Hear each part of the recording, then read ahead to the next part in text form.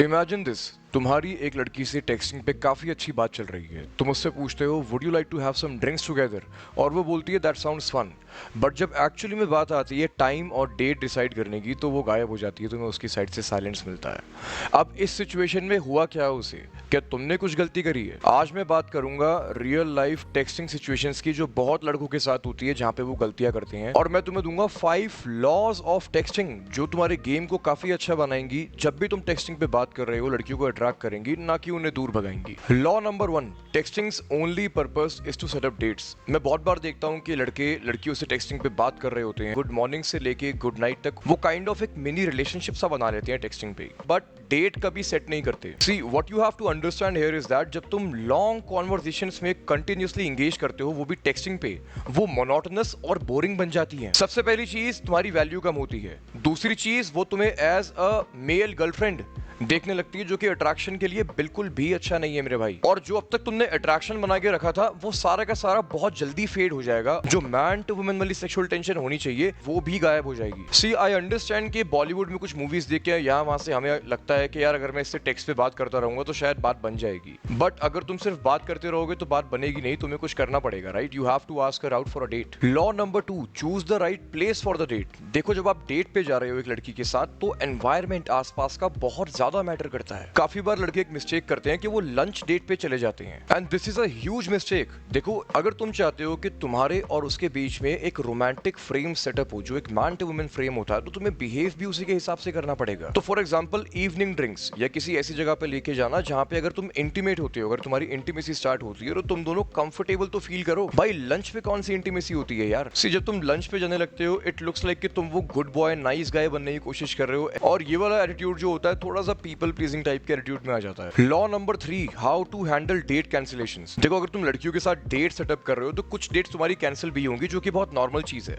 But जब तुम्हारी date cancel हो रही है, तब तुम कैसे बिहेव कर रहे हो? अब एक एग्जांपल की बात करते हैं। समझो, दो लोग की डेट सेट हो रखी है, बट एंड में आके लड़की कहती है कि यार मेरी तबीयत खराब हो गई है, क्या हम आज का प्लान कैंसिल कर सकते हैं? अगर इस सिचुएशन में लड़का ऐसे बिहेव करने लगे कि absolutely whatever you say, just take care of yourself, if you need anything just tell me, I will be there for you, whenever you are okay just drop me a text.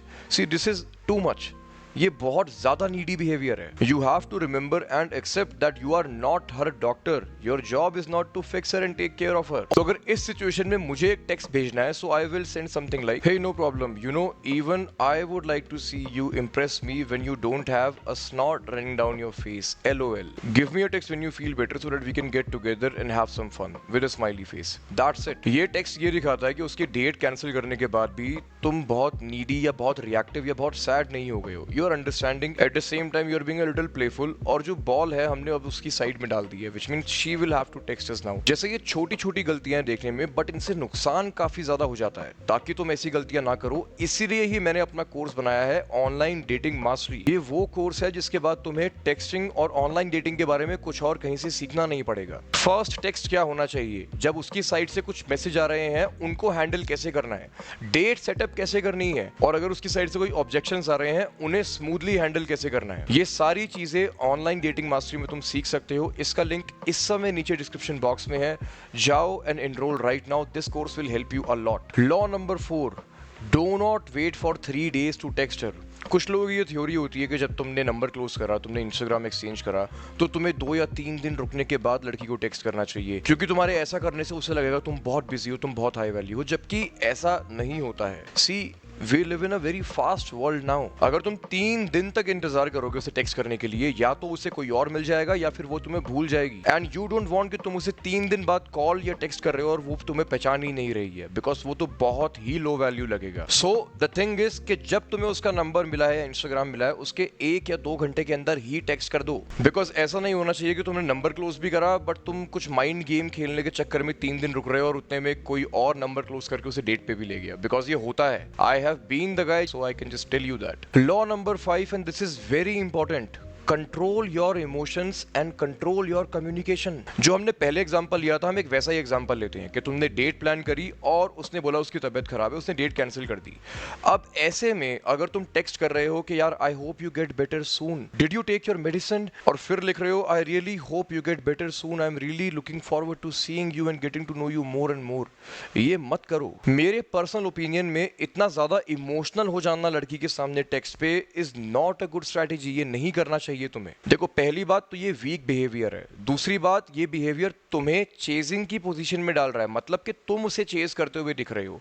और कोई भी लड़की ऐसे लड़के से attract नहीं होती है जिसकी लाइफ में कुछ नहीं चल रहा है और वो बस लड़की के पीछे लगा हुआ है। तो बिहेवियर्स लाइक कि तुम भाई रोज सुबह शाम उसे टेक्स्ट करते हो, कभी मिस नहीं करते, तुम फटाफट उसका रिप्लाई करते हो उसका मैसेज आते ही, तुम लंबे लंबे टेक्स्ट भेज रहे हो और ओवर इमोशनल हो जाते हो टेक्स्ट करते हुए, तुम इससे ये कम्युनिकेट कर रहे हो कि तुम्हारे पास और कोई ऑप्शन नहीं है। और एक बात सोचो, अगर उसे ये समझ में आता है कि तुम्हारे पास और कोई ऑप्शन नहीं है तो वो तुम्हें क्यों पसंद करेगी? अगर एक ऐसा सैंडविच है जिसको किसी ने भी नहीं पसंद करा तो तुम उस सैंडविच को खाना चाहोगे? नहीं। और अगर तुम ऐसे बिहेवियर कम्युनिकेट करते रहते हो तो होता क्या है कि लड़की गायब हो जाती है, वो रिप्लाई करना बंद कर देती है। जो इंटरेस्ट उसका ऊपर भी होता है वो ये नीडी बिहेवियर देख देख के टेक्स्ट बाय टेक्स्ट नीचे आता है और वो फिर खत्म हो जाता है। तुम डीप डिस्कशंस मत करो टेक्सटिंग पे और कंट्रोल रखो यार थोड़ा। तो ये है 5 लॉज ऑफ टेक्सटिंग। याद रखो कि ये सिर्फ लॉज नहीं है, ये सिर्फ रूल्स नहीं है, ये हाई वैल्यू आदमी की मेंटालिटी है। And if you want to improve your dating game, if you want to improve your texting and you like this video, subscribe right now.